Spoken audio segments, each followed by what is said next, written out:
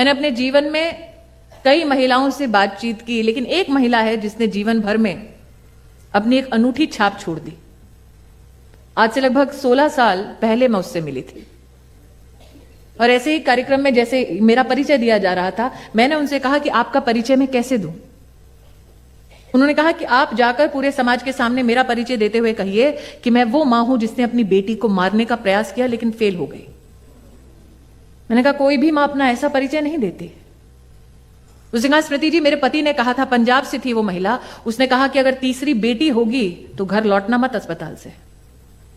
और बेटी के जन्म के बाद मेरा चेहरा देखने कोई नहीं आया। तीसरे दिन मेरा भाई लौटकर मुझसे कहने लगा कि जीजा जी से बात हो गई है, बेटी का इंतजाम कर दो तो घर पर 2 बेटियों के साथ रह सकती हो।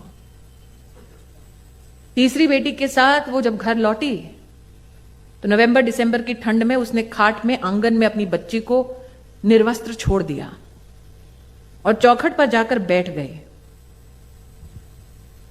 इंतजार करने लगी कि कब बेटी ठंड से मर जाए और वो पुलिस को बुलाए। और चौखट पर बैठे बैठे उसकी आंख लग गई। भोर हुई तो उसने जाकर डरते डरते पलंग की ओर देखा। उसने कहा स्मृति जी, मेरी बेटी सर से लेकर पांव तक नीली थी बिल्कुल, लेकिन जिंदा थी। और उस दिन मैंने ठान लिया कि अगर मेरी बेटी पूरी रात मौत से लड़ सकती है तो क्या मैं अपने पति से नहीं लड़ सकती।